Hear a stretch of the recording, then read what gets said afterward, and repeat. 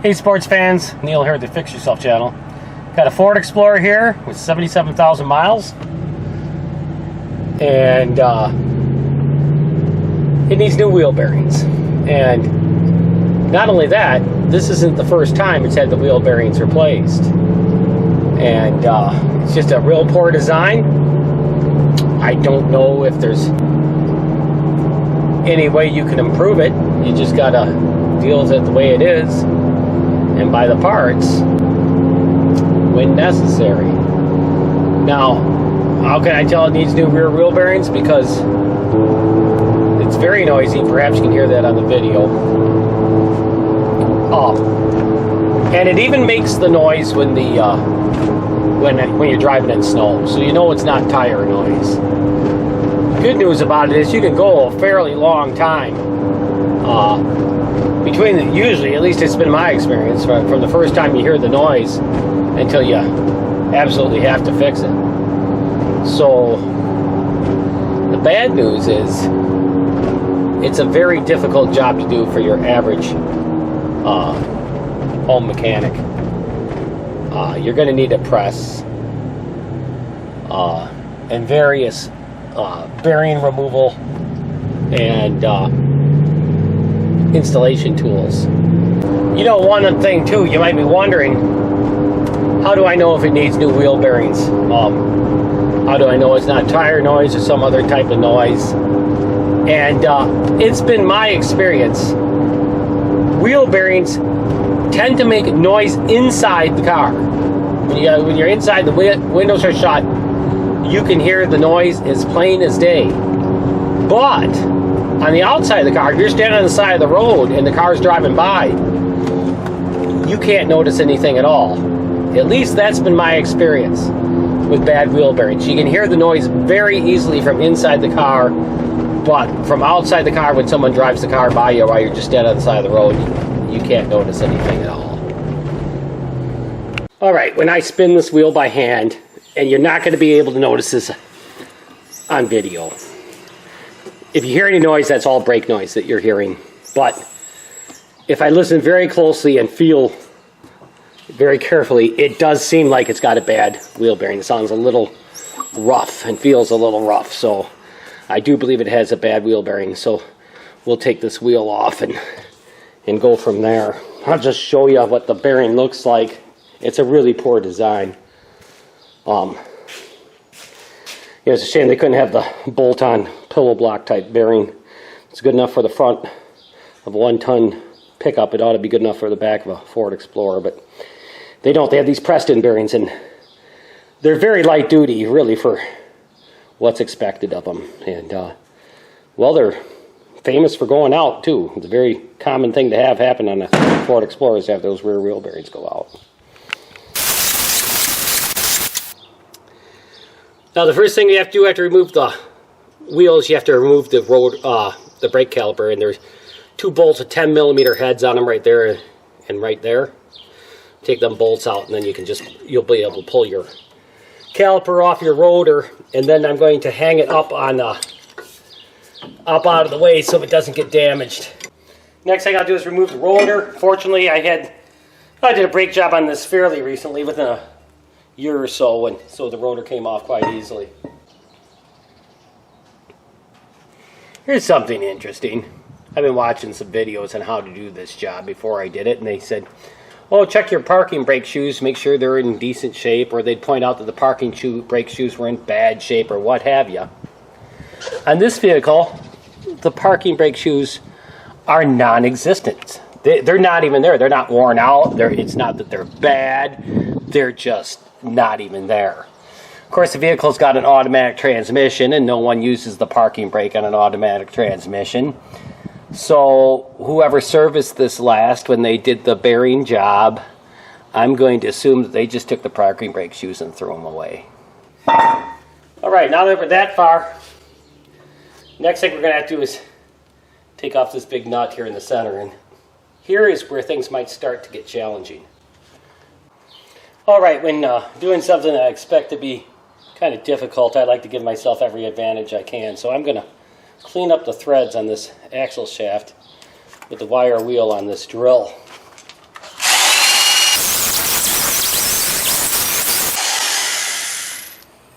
Then you can just spin it so you don't have to work upside down. All right, we got that pretty clean now. Pretty rust free. Now I do not have a socket that big that will work on my impact wrench. I do have some 3/4 inch sockets with a hand breaker bar, and I'm just going to have to see if I can get that cracked loose with that.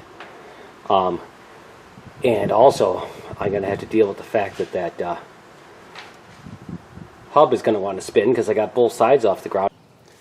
Alright, I got 1 3/8 socket on that nut. I sprayed it with some penetrating oil first. I got a crowbar in between some lug studs to keep the hub from spinning. The socket, the inside of the socket bottoms out on the axle shaft, okay? And not enough, the socket isn't deep well enough. It barely grabs. So I'm predicting a fail here, and looks like we're going to be going to buy a socket just to do this job. But I'm going to try with what we got and see what happens. Like I say, I'm expecting to fail here.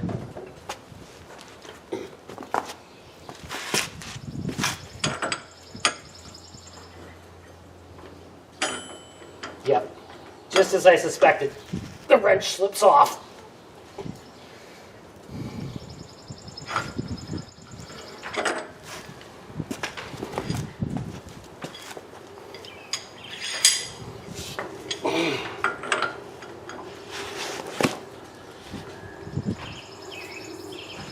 Oh, yep. Yep, I don't see that notch just slipping off. There's a combination of something being that tight and that little socket actually touching the nut. That spells disaster. So, I'm going to shut down right here because I'm going to have to go get a socket that's going to do the job here. Alrighty, I had to buy this 1 3/8 socket to take this big nut off. Okay, it's about $20 for this socket. Also, it's a 3/4 drive. My air wrench is a half, so I also had to buy these adapters. Okay, I got these from Harbor Freight, but it also came with a size that converts 3/8 to half and 1/4 to 3/8. So for $5, that wasn't too bad a deal. The socket was kind of a bad deal, thinking when you consider when am I going to use it again, maybe never, but I don't know. With the money I'm saving, I'm doing this job as opposed to paying someone else to do it, I bought my press and everything else. I bought the press and the bearing pucks and everything, and I'm still saving about $1,000 compared to having someone else do it for me. Let's see if we can get this thing off now.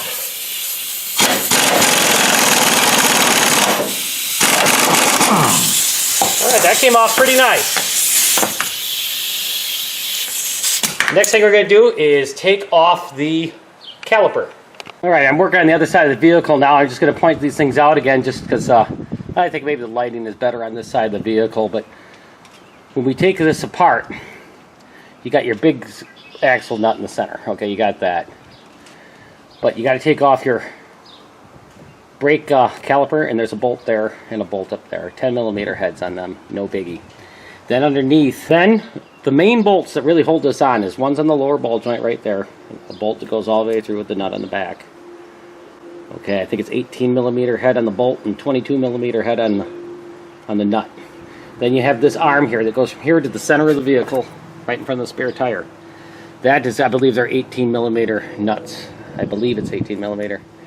You take out that nut out of the pinch bolt, okay, and then pound it out. That's how that arm comes off. But the first thing you're going to want to do is take off this lower bolt, and then this one up on this upper ball joint. It's the same deal. It's one of them pinch bolts, okay? So you take that nut off there. I believe that's an 18mm. You can pound that bolt out, okay? And then this arm should pound right up, okay? You'll be able to get that off. The reason you have to take off the center nut here, the nut holding on this rod, is because there's not enough room to drive a chisel in that pinch to spread that apart. You can't get in there to do it, so you got to take that off as an assembly and then remove this once this knuckle is off the vehicle. The other thing here, the parking brake actuator. Let's see if I couldn't get a good view of it on the other side. So maybe I can get a better view on this side. Okay, that parking brake actuator. They come through right there, okay? There's two levers, one there, and they're attached to a cable right here. A lot of videos they show you have to remove these arms from that cable. You do not have to do that. You can slide them out through this rubber boot where these actuator levers go through, okay? And I'll show you that once I get this taken apart. The trick is you lube this up with some brake grease and it'll slide through. Also, we have our our analog brake sensor, and that's got a locating tab here on this side. It's on the top, and one screw on the bottom. I believe it has a 10mm head on it. No, it's 8mm head on that bolt. That little bolt comes out, and then you can get behind there and pry this off with a screwdriver. Be careful not to break it. The next thing we have to do is we have to remove this analog brake sensor. And I know the lighting isn't the best here, but got the sun shining at me and it's dark, so I got the flashlight shining on that. But there's a little bolt there. We'll take that little bolt out. Looks like it's an 8mm. We'll see. And we'll remove that bolt, and then we'll have to kind of pry that analog brake sensor out. Alright, so I loosened up this bolt that holds on this analog brake sensor. It's just a little bolt. I think it's an 8mm. My eyes are so bad these days I can't even tell, but it's somewhere around an 8mm. And then after that, then you can pry this out, because it's got a bolt on one side and then just a locating tab on the other. So very carefully pry her out. You don't want to break her.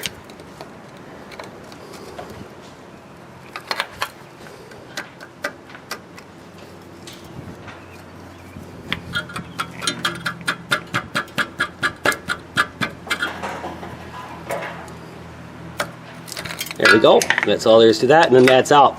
Now, the next thing we got going on here is, as I mentioned earlier, my parking brake shoes are non-existent.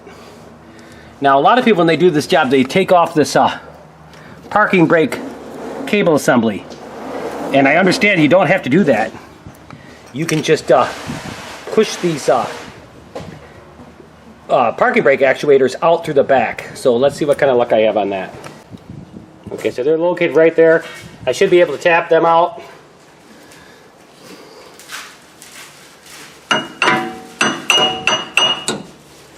Gotta leave that punch, I think. Now, for most of you, this is going to be a little more difficult because you got the parking brake shoes in the way and you have to kind of pull them back by hand. I don't even have parking brake shoes.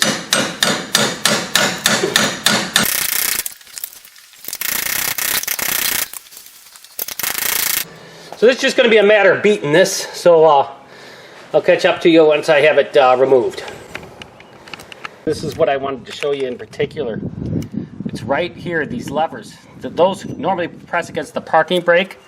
This vehicle doesn't even have parking brake shoes on it, so it's kind of a moot point, but you still have to get this out of this knuckle because this whole knuckle is coming off. So what I'm going to do is I'm going to take a drill with the wire brush. I'm going to clean these up as much as possible. Obviously I can't get the bottom, and then I'm going to grease them up with some brake grease, and I'm going to push them right through the back there. Now, beating on these parking brake actuators didn't do any good at all, but what did do good is I took a screwdriver right in that slot there, and I just pried it back, and then at some point, you know, I couldn't do any more with the screwdriver against that slot there. So then I took a pry bar behind the hub, right there behind the hub, and then I stuck just anything you could stick in there. I stuck in a ratchet handle between the pry bar and that there and that actuator, and I just pried like that.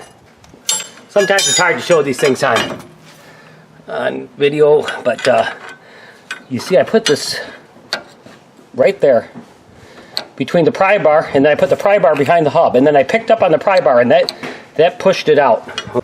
Alright, the reason I'm even showing this to you is because a lot of videos will show that you have to remove the spring and the parking brake cable. You do not have to, but it's kind of tricky. And your parking brake actuators are right here, okay? I got them pressed back pretty far already. But what I did is I started out with a screwdriver, and there's a slot right there. I was able to press them back a certain amount to there, okay? And then after I couldn't do that anymore, I just took a crowbar, put it behind the hub, and then I just pried against the ratchet handle to get it that far back. So I've gotten them pretty far back. Now, at some point, they'll probably come all by themselves. I'll probably have to find something a little bit thicker than the ratchet handle now. I think I'll try 1/2-inch drive ratchet handle and pry them out. That should get them far enough where I'll be able to pull them out by hand. Then you just pry against the hub, and that pushes that right back. See how slick that works? Okay, now we should be able to get this thing out. I mean, we're getting pretty close.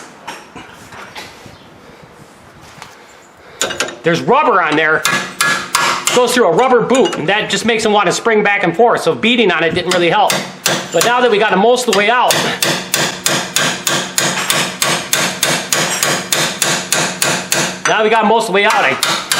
they should come out.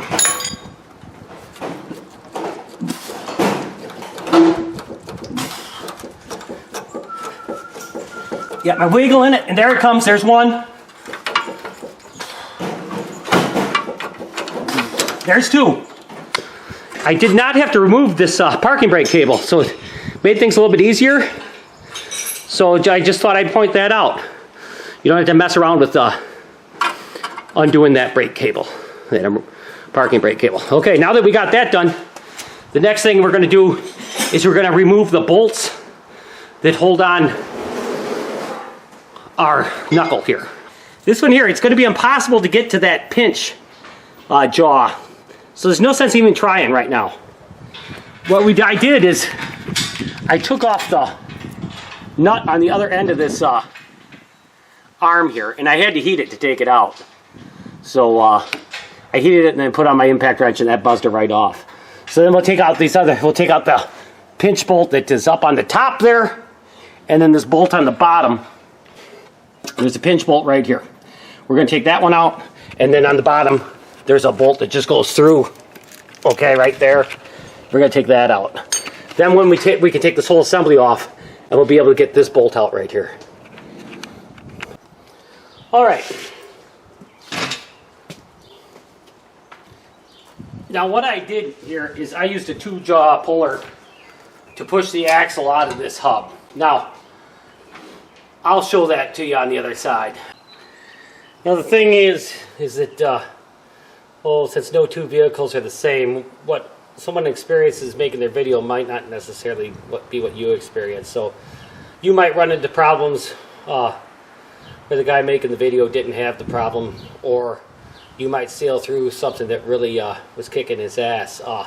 I know on this truck here, when I did the right side, I did the right side first, this axle shaft was stuck in the hub. And this side, you can see it's already loose, so it would be easy to pull this out.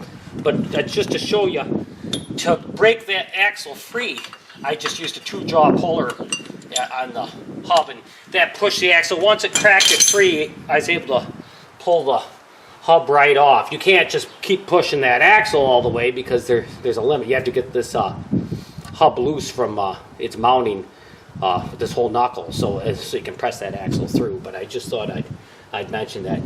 Now all I have to do is I have to take out my large bolt on the bottom ball joint, but I had to heat that. The other side it came off just fine. This side I had to heat. Like I say, everyone's going to be different. So I'm going to let that cool down, and when that's cool, we'll take out that bolt underneath. We'll swing this arm up and out of the way, and then we'll kind of swing it around 180 degrees. And that way we'll be able to get to this one rod pinch bolt area. We'll take out the pinch bolt, and then the pinch will drive in a cold chisel. That'll spread it enough that we can take this bar out. All right, let's take that one bolt out of the bottom. We'll see if we can swing this knuckle around so we can take out that pinch joint there. Okay. There's our bolt, and with that loose, this should come out. We should be able to pull the axle out, and we should be able to turn this around 180 degrees. So there's that. see if we can pull her off the axle here.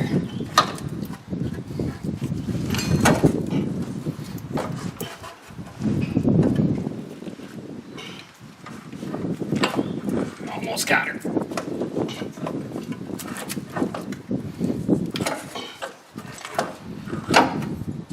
Almost. There we go. Axle's out. Now we should be able to swing this around 180 degrees.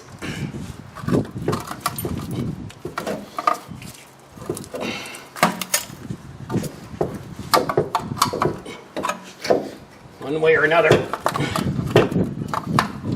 Let me see here. My axle isn't really cooperating with me. Pull down on the axle and up on this. There we go.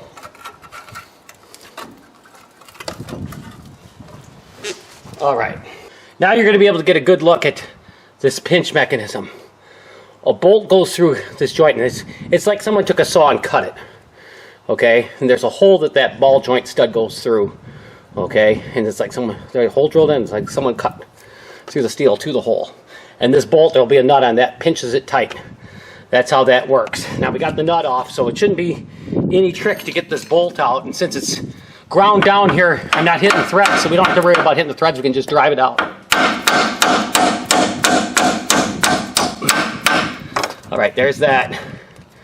And then the other thing about this, it's got a square head, and that just rests against the way it's cast, so that can't turn because the square head is right flat against that, so you only need to use a wrench on one side.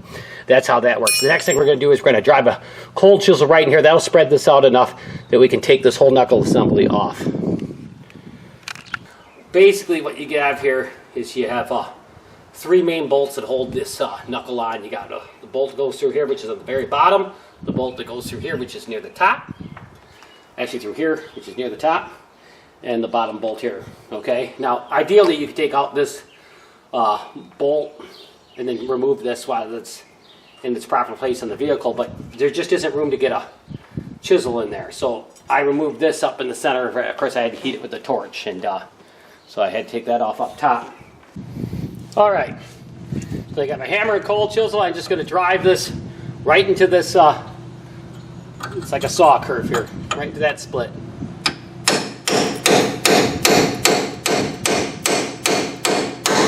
And that'll spread it apart.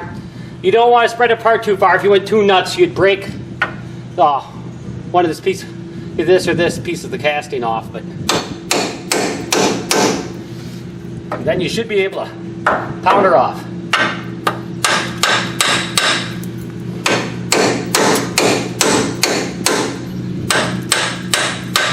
Yeah, she's coming. See it?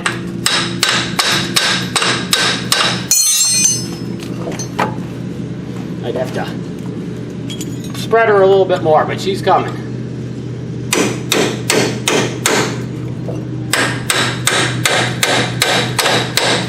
There she comes. And that's all there is to that. Okay, we got that off, and then the next thing we'll do is we will remove this arm here. It's got the exact same mechanism holding it on. We'll take off this nut. We'll spread that, cut there, whatever you want to call it, and that'll widen up, and then we should be able to pound this rod out. Okay, same deal here. We're going to drive this bolt out, spread the pinch, take the rod off.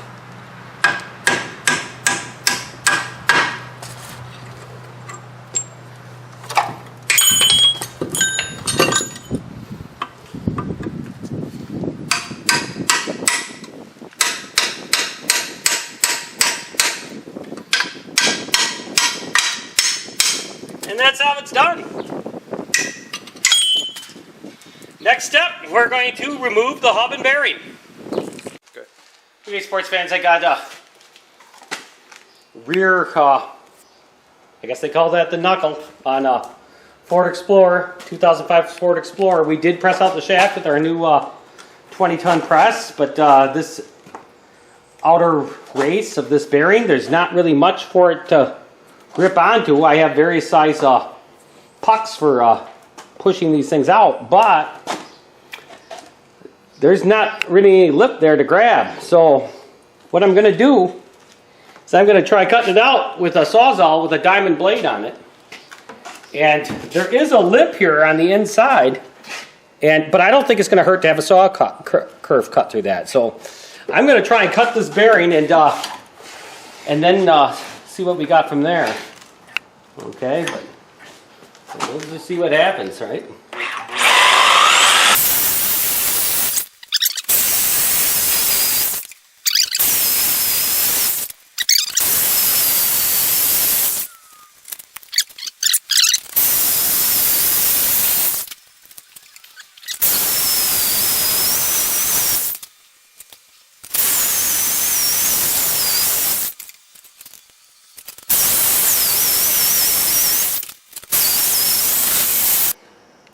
Well, I tell you, we definitely got a curve in there. I'm going to try whacking it now and seeing if that will break. It's thin enough that it might crack, and that would be a good deal because that way we won't ruin where our bearing race is supposed to sit. So let me just see if I can get that bearing to come out. We'll try hitting it with a hammer here and get it.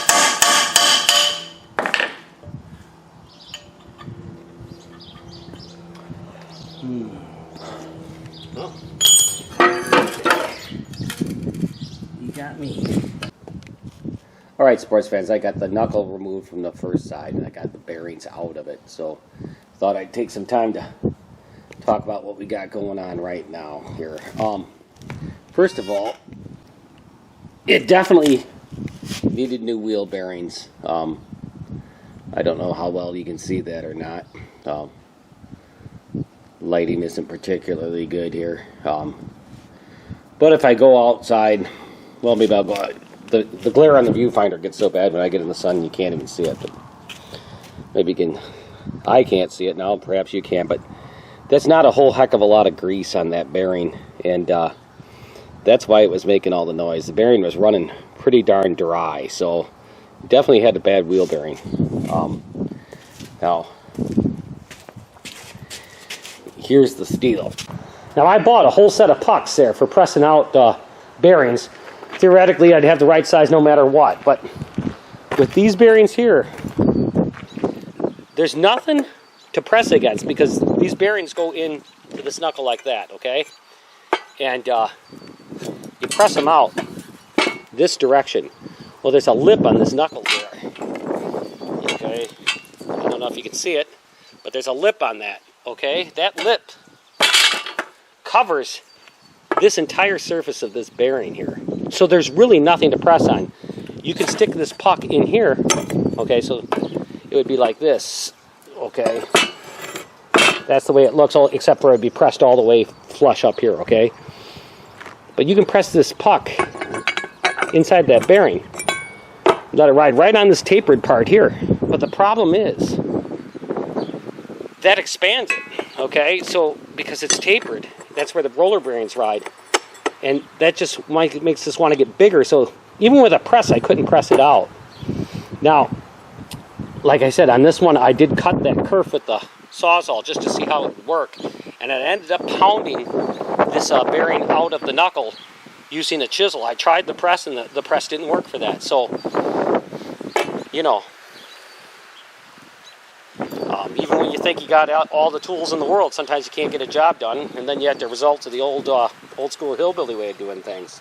Now, on the second bearing, the second knuckle I did on the other side, I didn't cut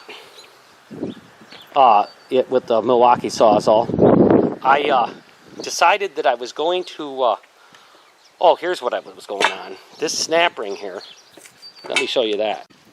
All right, so on this vehicle here, I did the passenger side first because that was the side with the wheel bearing that I noticed that made noise. And interestingly enough, this side had already been done before, okay?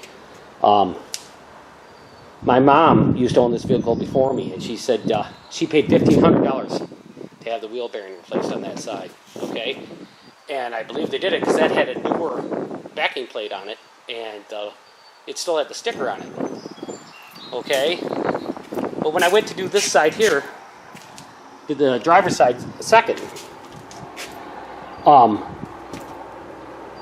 I'm assuming that this side had never been done, and I'll tell you why.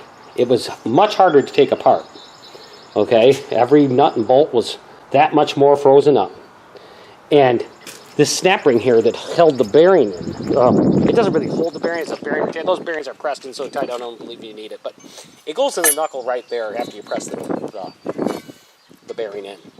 Well, this snap ring was so rusted in there, it was almost fused as like one piece of metal. And boy, did I have to work on that. I did a combination of pounding and heating and pounding and heating. I took this cold chisel and I just pounded everywhere I could on that snap ring to try and free it up. And boy, it just wasn't coming. But between a combination of heating it with a torch and banging it on with this with a hammer and a cold chisel, I was able to finally get it to start moving. Of course, once these snap rings are heated, they're ruined and it bent when I took it out. But yeah, that snap ring, that was really in there good. But at any rate, the other backing plate wasn't too bad. But the backing plate on this side, I don't know if you can see this, but you can see daylight right through it. It's rusted out there, and sometimes in my viewfinder it's hard to see. But I think you'd be able to see right through there all those rust holes, and it's paper thin. So I figured I'd better get a new one because this the way this goes is this backing plate bolts on here about like this, something like that. Let's see. Okay, that bolts on like that. Then your hub will get pressed in the bearing like that. So plus there's all the bolts and stuff you have to hold that on. It's kind of like once you put this together, you're kind of at the point of no return. You're not going to take it apart to put on one of these pieces of tin. So this is my only chance to do it. So I paid the piper. Like I say, they're about $45, but they only come in left and right as a pair. So I had to spend almost $100 when it was all said and done, even though I only need one of them. I didn't realize I was going to need one when I did the other side. I assumed that the backing plate would have been about similar on the other side. So I went ahead and put the other side together, the first side I did. And when I took this apart, yeah, it turned out that I needed a new one. So spending money that I wasn't planning on spending, but I think that's kind of the way the car repair game goes. So one other thing I want to show you here is you want to clean up these boards as good as you can, okay? And I got this one pretty shiny. I don't know how well it's going to show up because the glare on my viewfinder is pretty bad. But what I found worked really good. You know, usually the standard go-to thing is take a piece of emery cloth, right, and just clean it up that way. But I tell you what I did. I just used a round wire brush on the end of a drill. Boy, this has been my go-to tool on this job.